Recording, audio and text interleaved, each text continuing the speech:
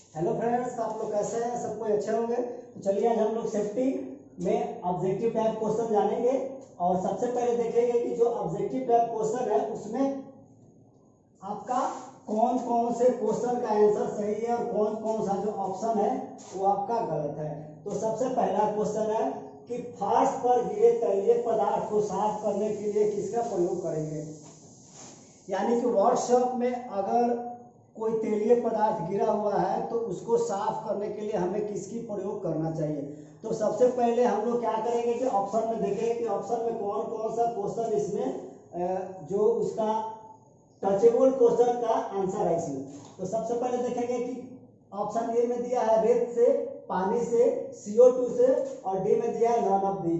तो सबसे पहले क्या करेंगे कि इसमें देखेंगे कि तेलीय पदार्थ को तो पानी से हम लोग साफ करेंगे नहीं। दूसरा है कि CO2 से भी हम लोग तेलीय पदार्थ को साफ नहीं कर सकते हैं। तो हमारा क्या हो जाएगा, ऑप्शन ए हो जाएगा, यानी कि हम लोग रेत से साफ करेंगे। क्योंकि अगर दो आपका काट दिए तो तीसरा तो नॉन ऑफ दी जाए, तो तीसरा तो होगा नहीं, यानी कि ऑप्शन ए हो जाएगा। दूसरा क्वेश्चन है कि टेपर जॉब को ग्राइंडिंग करने के लिए और उस जॉब को ठंडा करने के लिए हमें क्या करना चाहिए। तो सबसे पहले समझने की वाली बात है कि अगर कोई टेपर जॉब है उसे हम ग्राइंडिंग करते हैं, मान लीजिए कि कोई जॉब है उसे हम ग्राइंडिंग करते हैं, तो ग्राइंडिंग करते समय जॉब क्या होता है, गर्म हो जाता है। तो उसे ठंडा करने के लिए हमको क्या करना चाहिए। तो दोस्तों ध्यान देने वाला बात है कि कभी कभी ये जो कह रहा है कि टेपर जॉब को ग्राइंडिंग करने के लिए और उस जॉब को ठंडा करने के लिए क्या करना चाहिए। तो ऑप्शन ए दिया है कि हवा, बी में दिया है रेत, सी में दिया है पानी और डी में दिया है नॉन ऑफ दी। तो हम लोग क्या करेंगे, यहाँ पे हम लोग पानी का प्रयोग करेंगे उस जॉब को ठंडा करने के लिए, क्योंकि हवा में ठंडा करेंगे तो हमें समय ज्यादा लगेगा और रेत से वो ठंडा होगा नहीं, रेत से जॉब जल्दी ठंडा होगा नहीं। तो हमारा ऑप्शन सी हो जाएगा, यानी हम लोग पानी में जॉब को ठंडा जल्दी करेंगे। तीसरा क्वेश्चन है कि आर्क वेल्डिंग करते समय किस चश्मा का प्रयोग किया जाता है। यानी कि जब हम आर्क वेल्डिंग करते हैं तो वहां पे किस चश्मे का प्रयोग होता है। तो ध्यान देने वाली बात है कि आर्क वेल्डिंग में जो चश्मा होता है वो काफी गहरे रंग का होता है और वो हमारी आंखों को बचाव करता है, इसलिए इस पर थोड़ा सा ध्यान देने वाला बात है। तो इसका जो पहले ऑप्शन देखेंगे कि ऑप्शन ए में है गहरे रंग के शीशे वाली स्क्रीन, ऑप्शन बी में है मास्क, ऑप्शन सी में धूप वाले चश्मे और डी में उजला शीशा वाला चश्मा। तो पहला चीज उजला चश्मा, उजला शीशा वाला चश्मा, यानी कि उजला शीशा वाला चश्मा जो रहता है वो हमें कभी भी वेल्डिंग करते समय उसका प्रयोग नहीं करना चाहिए। दूसरा है धूप वाला चश्मा, तो धूप वाला चश्मा जो है सिर्फ हमको धूप से बचाव कर सकता है और वो आपका वेल्डिंग में प्रयोग नहीं होता है। तीसरा है मास्क, अब मास्क का प्रयोग वेल्डिंग में उसका कोई लेना देना ही नहीं है। मास्क कहने का मतलब है कि जब आप वेल्डिंग करते हैं तो या तो वेल्डिंग डूम यानी कि उसको वेल्डिंग हेलमेट कहते हैं, तो जब उसको आप पहनेंगे तो मास्क की आवश्यकता नहीं पड़ती है। कभी कभी आवश्यकता होती है, कहीं कहीं पे लोग पहनते भी हैं, लेकिन आपका ऑप्शन में मास्क नहीं होगा, यानी कि आपका डी नहीं होगा, सी नहीं होगा और बी नहीं होगा, तो ऑप्शन आपका ए हो जाएगा, यानी गहरे रंग की शीशे वाली स्क्रीन।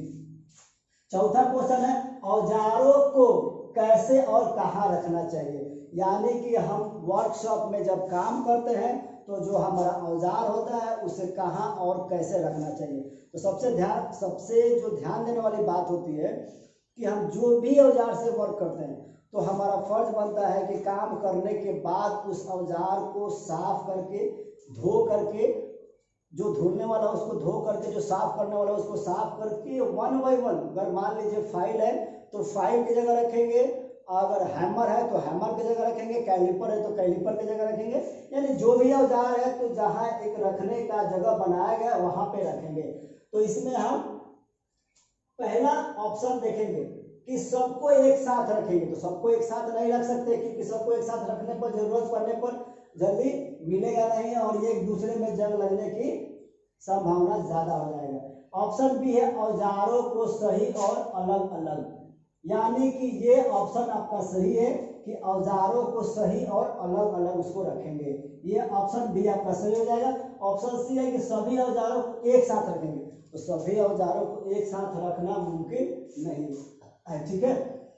ऑप्शन डी में है नॉन ऑफ दिस, यानी कि ये क्वेश्चन भी नहीं ऑप्शन होगा और ये ऑप्शन भी नहीं होगा। आपका नेक्स्ट क्वेश्चन है कि किसी व्यक्ति को करंट से झटके लगने पर क्या नहीं करना चाहिए। अगर किसी व्यक्ति को करंट से झटका लग जाता है और वो बेहोश हो जाता है, मान लीजिए कोई व्यक्ति है आपके साथ काम कर रहा है, उसको करंट लग गया और वो बेहोश हो गया, तो उसमें क्या नहीं करना चाहिए। तो इसमें जो ऑप्शन दिया हुआ है कि किसी व्यक्ति को करंट से झटके लगने पर क्या नहीं करना चाहिए, तो पहला ऑप्शन है कि चाय पिलाना चाहिए, बी वाला है कि दूध पिलाना चाहिए, सी है कि पानी पिलाना चाहिए और डी है कि नॉन ऑफ दी। तो आपको पता होगा कि जब किसी व्यक्ति को करंट लगता है तो उसको उस अवस्था में किसी प्रकार का पेय पदार्थ यानी कि पीने वाला जो पदार्थ होता है नहीं दिया जाता है, ठीक है। तो इसमें आपका ऑप्शन हो जाएगा डी, यानी कि ऑप्शन डी हो जाएगा, ये आपका सही हो जाएगा। बाकी आपका ऑप्शन गलत हो जाएगा, ये भी आपका गलत हो जाएगा, ये भी आपका गलत हो जाएगा। नेक्स्ट क्वेश्चन है 6 नंबर कि 5S की प्रारंभ कहाँ से हुई, यानी कि 5S एक प्रकार का स्वच्छ, क्लीन और वर्कशॉप को साफ सुथरा रखने का एक मॉडल है जो जापान में विकसित हुआ। यानी कि आज दोस्तों आपको पता होगा कि पूरे दुनिया में जापान को सबसे स्वच्छ और क्लीन माना जाता है, क्योंकि वहाँ के लोग काफ़ी जागरूक हैं और स्वच्छता और क्लीन पर ज़्यादा ध्यान देते हैं। तो ये जो है हमको ऑप्शन में देखना है कि 5S की प्रारंभ कहाँ से हुई। तो 5S का प्रारंभ पहला ऑप्शन है अमेरिका, तो अमेरिका में नहीं हुआ है। दूसरा है आपका जापान, यानी कि जापान में ही हुआ है। तीसरा है इंग्लैंड में भी नहीं हुआ है। चौथा है ऑस्ट्रेलिया, यानी कि आपका ऑस्ट्रेलिया में भी नहीं हुआ है। आपका 7वां क्वेश्चन है कि व्यक्ति विशेष जो व्यवसाय की स्थापना करता है, व्यक्ति विशेष जो व्यवसाय का स्थापना करता है उसे हम लोग क्या कहते हैं। जैसे मान लीजिए कि कोई व्यक्ति है और वो व्यवसाय का एक जरिया उत्पन्न करता है। जैसे मान लीजिए कि आप एक व्यक्ति हो गए और चाहे मैं हो गया और मैं एक दुकान खोल दिया जिसमें 50 आदमी की आवश्यकता है और हम 50 आदमी को लगाकर उसे जॉब दे रहे हैं, उसको रोजी रोटी दे रहे हैं, तो उस व्यक्ति को हम क्या कहेंगे। तो ऑप्शन ए है आपका महानिदेशक। तो महानिदेशक किसी कंपनी में, किसी संस्थान में या किसी बड़े कमेटी में उसका महानिदेशक होता है, यानी डायरेक्टर होता है। तो डायरेक्टर नहीं होगा, डायरेक्टर ऑप्शन नहीं होगा। आपका बी है अधीक्षक। अधीक्षक का मतलब होता है कि मान लीजिए किसी सरकारी जॉब हो गया या कहीं कोई प्राइवेट भी संस्थान हुआ, तो उसके बड़ा जो सीनियर अधिकारी होता है उसके नीचे एक अधीक्षक रखा जाता है। तो ये आपका अधीक्षक भी नहीं होगा। अब बात है कि उद्यमी। तो आपका उद्यमी जो होता है यानी कि एक उद्यमी यानी कि लघु उद्योग को उत्पन्न करने वाला, यानी कि कोई कार्य शुरू कर और उसमें कुछ व्यक्तियों को रोजगार दे या उसमें आदमी को खटवाए या जॉब का उत्पत्ति कर रहे हैं, उसे हम लोग उद्यमी कहते हैं। कर्मचारी तो उद्यमी का अंतर्गत आया, तो इसलिए कर्मचारी आपका ऑप्शन नहीं होगा। नेक्स्ट क्वेश्चन है 8वां नंबर कि निषेधात्मक चिन्ह का आकार तथा बॉर्डर का रंग कैसा होना चाहिए। निषेधात्मक का मतलब होता है खतरा वाला, यानी कि खतरे वाला जो चिन्ह होता है उसका बॉर्डर कैसा होना चाहिए और उसका बॉर्डर का रंग कैसा होना चाहिए। तो ऑप्शन हम देखेंगे क्या कि निषेधात्मक चिन्ह का आकार तथा बॉर्डर का रंग होना चाहिए। तो यहाँ पे एनोटी दिया है और बोथ दिया है। तो सबसे पहले देखेंगे कि गोलाकार एवं लाल, वर्गाकार एवं काला। तो आपको पता होगा कि काला और लाल, यानी कि लाल का मतलब ही होता है खतरा, लाल का मतलब ही होता है खतरा। इसलिए आपको ध्यान में रखना है कि जहां पे लाल लिखा हुआ है तो निषेधात्मक चिन्ह में लाल का प्रयोग आराम से हो जाएगा और उसे हम लाल देखकर ही खाली ऑप्शन को टिक मार देंगे, यानी कि उसका जो चिन्ह होगा गोलाकार एवं लाल होगा, यानी कि ये ऑप्शन आपका नहीं होगा। 9 नंबर क्वेश्चन है कि अगर बेहोश व्यक्ति के मुंह में फूंक मारने के बावजूद कोई प्रक्रिया नहीं दे तो तुरंत क्या करना चाहिए। अगर कोई व्यक्ति बेहोश हो जाता है और उससे हम सेमेस्टर या मुंह जो आंतरिक श्वसन होता है उसको अगर हम एक दूसरे को दे रहे हैं या उसको फूंक मार रहे हैं या श्वास दे रहे हैं, अगर उसमें भी कोई वह प्रक्रिया नहीं कर रहा है, तब हमें क्या करना चाहिए? तब हमको करना क्या चाहिए? हम यहाँ पर ध्यान देंगे, पहला है कि चिकित्सा सलाहकार को सूचना देंगे, उसके मुंह में पानी पिलाएंगे, ये दोनों इनमें से कोई नहीं।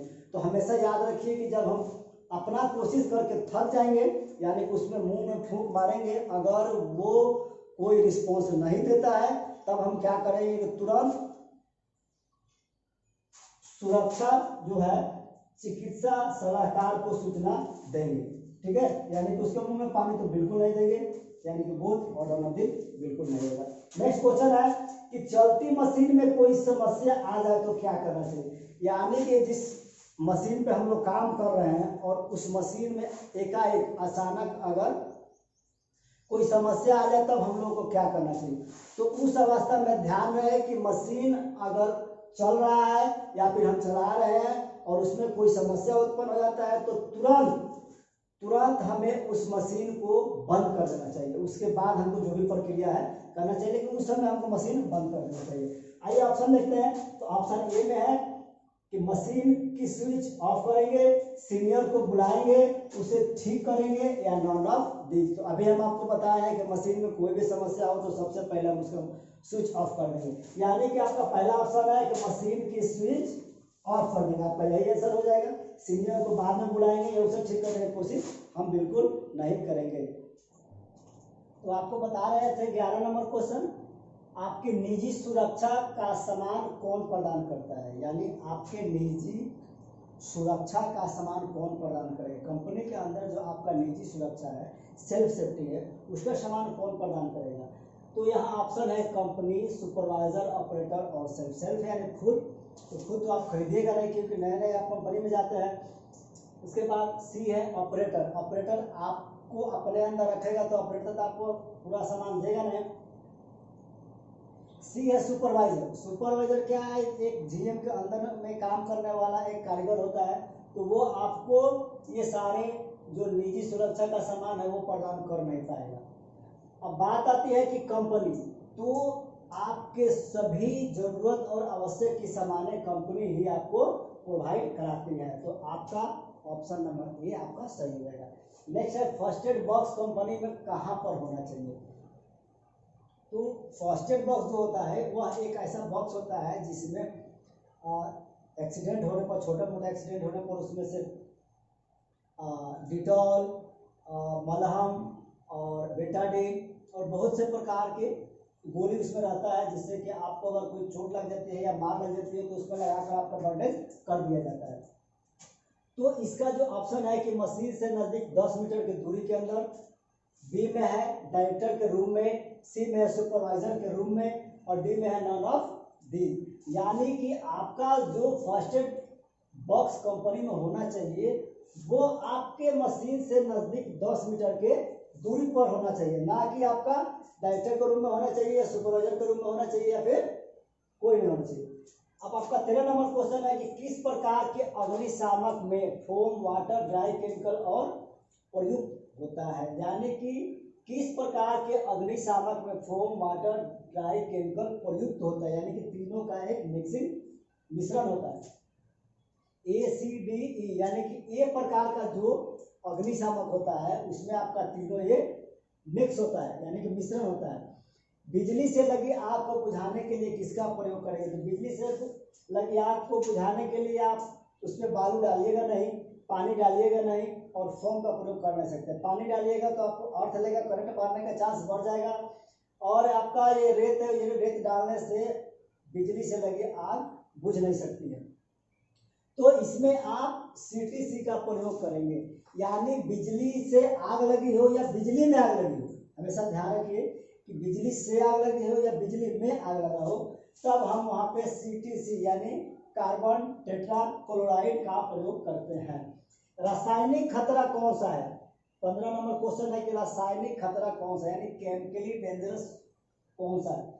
तो इसमें आपका ऑप्शन है विस्फोट, कंपन, शोर और नॉन ऑफ दी। यानी कि जस्ट लाइक मान लीजिए कि आपको खदान से कोयला निकालना है या गिट्टी निकालना है, तब क्या होता है कि उसमें चट्टान के अंदर बम लगाकर उसको विस्फोट किया जाता है, जिससे कि छोटे छोटे टुकड़े करके गिट्टी बनाया जाए। वो बम को बनाने के लिए उसमें बहुत से प्रकार का रसायन यानी कि केमिकल लगता है। वही पूछ रहा है कि रासायनिक खतरा कौन सा है, इसमें आपका विस्फोट, कंपन, शोर और ननन, यानी कि अभी हम बताएं कि बम से विस्फोट करेंगे, यानी कि आपका विस्फोट आपका आंसर हो जाएगा। नेक्स्ट है जैविक खतरा कौन सा है। जैविक यानी अभी फिलहाल आप देख रहे हैं कि चाइना के वुहान से निकला हुआ कोरोना वायरस एक बायो लैब यानी कि जैविक खतरा है, यानी कि जैविक कोरोना है, यानी कि वो लैब से बनाया गया। जैविक मतलब क्या, यानी कि लैब से उसको बायोलॉजिकल बनाया गया। तो उसमें कौन से खतरा है, तो वो एक विषाणु है यानी कीटाणु है। कहने का मतलब है कि ये ऑप्शन ए है कि विस्फोट, ऑप्शन बी में विषाणु, ऑप्शन सी में शराबखोरी, ऑप्शन डी में ओलंपिक। तो शराबखोरी का तो आपका जैविक खतरा से कोई लेना देना है नहीं। और दूसरा चीज हो गया आपका विषाणु और विस्फोट। विस्फोट अभी हम बताए हैं रासायनिक, तो आपका आंसर हो जाएगा विषाणु। नेक्स्ट है कि तैलीय आग को बुझाने के लिए किसका प्रयोग करें। तैलीय आग लगा हुआ है, तो बस तेल गिरा हुआ है, उसमें आग लग जाए तो उसको बुझाने के लिए हम लोग किसका प्रयोग करेंगे। तो उसको बुझाने के लिए हम लोग फॉर्म का प्रयोग करते हैं, क्योंकि आपका सीटीसी अभी बताया है कि बिजली के आग लगा हो या बिजली से लगा हो या बिजली में लगा हो, तब वहाँ हम लोग सीटीसी का प्रयोग करते हैं। वाटर में अगर बिल्डिंग में आग लगता है तो वहाँ पे बहुत ज़्यादा बड़ा जो फायर ब्रिगेड होता है वो लेके आता है, तब वहाँ पे वाटर काम करता है। नेक्स्ट है आपका रेत। तो ये जो लकड़ी उकड़ी में या झोपड़ी में आग लगता है तब हम मट्टी फेंकते हैं कि आग इससे जल्दी निकले। तो आपका समझ जाएगा फॉर्म। नेक्स्ट है कि कंपनी में एंट्री समय आपको क्या क्या आवश्यक होती है, यानी कि जब आप कंपनी के अंदर एंट्री करते हैं तब आपको क्या क्या सामान की आवश्यकता पड़ती है। तो उस समय आपको ध्यान देना है कि कंपनी में एंट्री करते समय आपको सबसे पहले जूता, यूनिफॉर्म, एप्रॉन, हेलमेट, चश्मा और आपका मोस्ट होता है एक कंपनी द्वारा प्रोवाइड किया गया आई कार्ड। ये आपका पांचों चीज हमेशा आपके पास रहेगा, तभी आपको वहाँ का जो गेटमैन होगा, दरवान होगा, जो वॉचमैन होगा, तब आपको वो एंट्री देगा। तो आपका आंसर हो जाएगा फर्स्ट, यानी जूता, यूनिफॉर्म, हेलमेट और आई कार्ड। ये आपका ओनली आई कार्ड दिया है तो ओनली आई कार्ड से कुछ नहीं होता, बोथ दिया यानी दोनों नहीं है आपका। नेक्स्ट है कि गैस मास्क का प्रयोग कहाँ करते हैं। जो जिस मास्क में गैस प्रवाहित होता है, जो गैस रहता है, वो मास्क हम लोग कहाँ प्रयोग करते हैं। तो आपको ध्यान देने वाला बात है कि अभी भी कहीं भी जैविक जो खदान है जहाँ पे केमिकल बनता है या रासायनिक कोई भी प्रक्रिया होता है, तो उस कंपनी के अंदर वर्कर को, सुपरवाइजर को, ऑपरेटर को, फिटर को, हेल्पर, सबको एक गैस मास्क प्रोवाइड किया जाता है, जिससे कि वहाँ से केमिकल के अंदर से निकलने वाला जो रासायनिक जो भाप है उसके अंदर आ ना सके, और उससे वो बचाव के लिए गैस मास्क का प्रयोग करता है। तो अब ऑप्शन दिया है कि जहरीली गैस वाले कंपनी में, जहरीली गैस वाले कंपनी में, फैक्ट्री में, चिमनी पर या स्कूल में तो गैस मास्क की कोई आवश्यकता नहीं है, चिमनी पर भी इसकी कोई आवश्यकता नहीं है, और फैक्ट्री में भी नॉर्मल इसकी आवश्यकता नहीं है। तो ये आपका हो जाएगा जहरीली गैस। अब कहता है कि आप जब कंपनी में एंट्री कर जाते हैं, जब कंपनी में एंट्री लेते हैं, तब आपको किन किन सामानों की आवश्यकता पड़ेगी। तब आपको वहां पे ध्यान देने वाला बात है कि जब आप कंपनी में एंट्री कर जाते हैं तब वहां पर आपको सबसे पहले यह सुनिश्चित करना है कि मेरा जो यूनिट है कहाँ पर है, और यूनिट में जाकर आपको अपना चार्ज लेना है, यानी अपना लेबर से चार्ज ले लेना है, और वहाँ पे आपको वहाँ का जो पूरा वर्क है उसको समझना है कि हमको क्या क्या अपने अंडर में काम लेना है और किस किस से काम लेना है, कितने वर्कर हमारे अंडर में काम करेंगे। तो ये बात रही आज सेफ्टी का। अब सेफ्टी में आपका फिलहाल अब इतना ही है, और आपका आगे जो भी आप बेंच वाइस है या टाइस पर जिसको भी पढ़ाए उसका हम आगे आपको इस प्रकार से ऑब्जेक्टिव बताएंगे। तो आज के लिए इतना ही। आप वीडियो अच्छा लगे तो लाइक करें, शेयर करें और सब्सक्राइब करें। जय हिंद।